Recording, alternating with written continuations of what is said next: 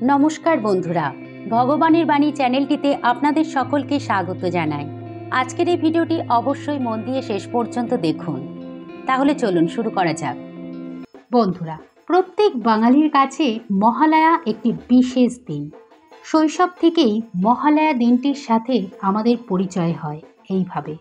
ওই দিন ভোরে রেডিওতে বীরেন্দ্র কৃষ্ণ ভদ্রের কণ্ঠে চণ্ডীপাঠ শ্রবণ করা, আর এখন টিভিতে মা দুর্গার মহিষাসুর মর্দিনী রূপের উপরে নানা পৌরাণিক ঘটনা দেখানো হয়, সেইটা দেখা।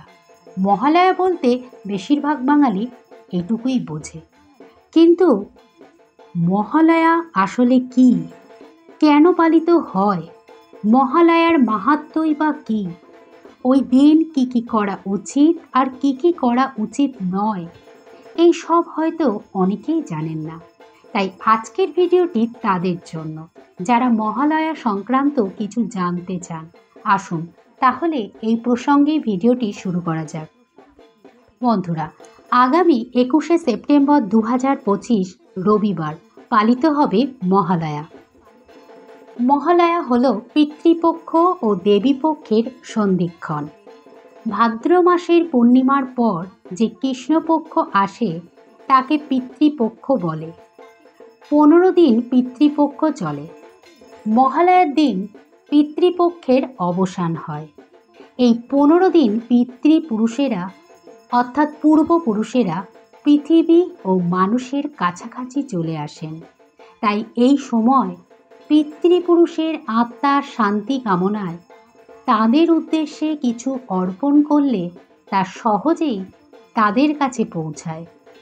পিতৃপুরুষেরা নরক যন্ত্রণা থেকে মুক্তি পেয়ে আমাদেরকে আশীর্বাদ প্রদান করেন, এমনটাই বিশ্বাস।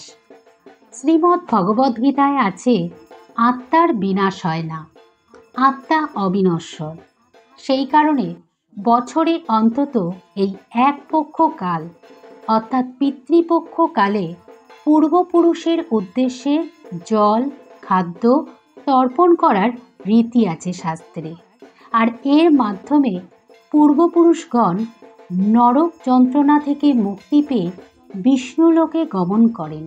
তাই মহালয়ার দিন যারা বিশেষ করে পুরুষেরা পিতৃপুরুষের উদ্দেশ্যে তর্পণ করেন, যিনি তর্পণ করবেন তিনি উপবাসী থেকে ধুতি পরে ভোরবেলা গঙ্গার ঘাটে যান।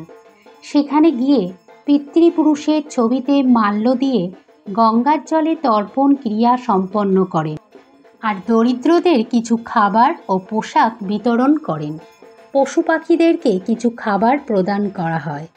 এইভাবেই পিতৃপক্ষের অবসান হয়। আর এই মহালয়ার দিন থেকেই শুরু হয়ে যায় দেবীপক্ষ। এই জন্যই বলা হয় মহালয়া হল পিতৃপক্ষের অবসান ও দেবীপক্ষের সূচনা। দেবীপক্ষ কি একটু বলি, শুনে নিন। মহালয়ার দিনই দেবী দুর্গাকে মহিষাসুর বধের জন্য পৃথিবীতে আহ্বান করা হয়েছিল। এটি মন্দের উপর শুভের জয়কে সূচনা করে। মহালয়ার মধ্য দিয়েই দেবীর মর্তে আগমনের সূচনা ঘটে।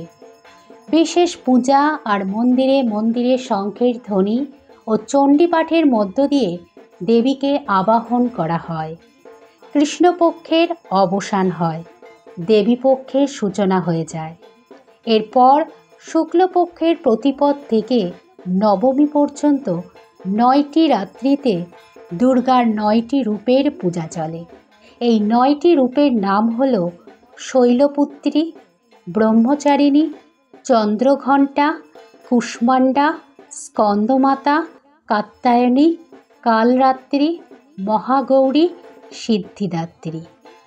মায়ের এই 9টি রূপের পূজা করাকে নবরাত্রি বলা হয়। সাধারণত অবাঙালিরা নবরাত্রি পালন করে। আমরা বাঙালিরা দেবী দুর্গাকে কন্যা রূপে আহ্বান করি। এই মহালয়ার দিন দেবী দুর্গার চোখ আঁকা হয়। আগে থেকে প্রতিমা তৈরি হয়ে থাকলেও দেবীর চক্ষু কিন্তু এই দিনই আঁকা হয়। এই প্রথা বহু যুগ ধরে চলে আসছে।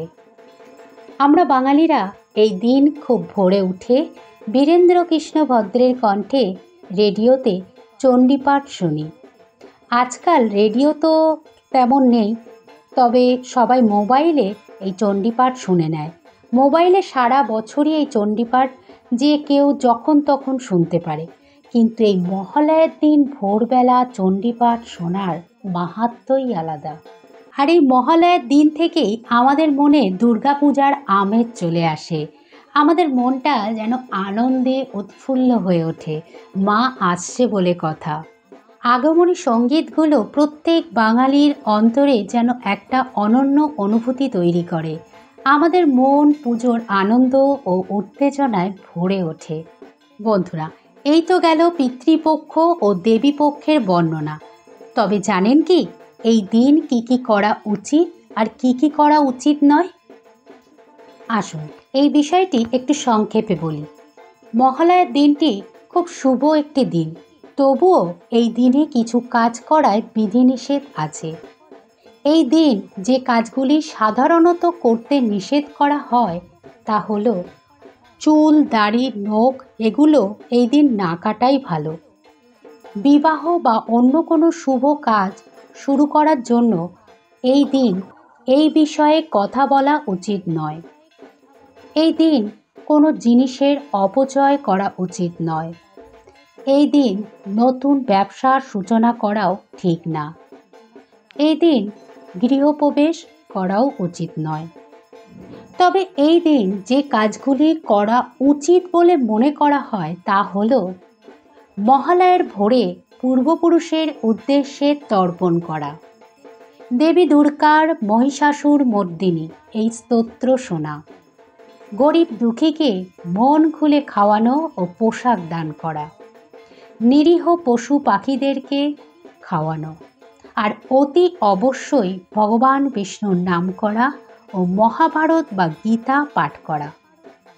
এগুলো করতে পারলে ভালো হয়। পালন করাটা যার যার ব্যক্তিগত ব্যাপার, তবে শুভ অশুভ বলে একটা ব্যাপার থাকে।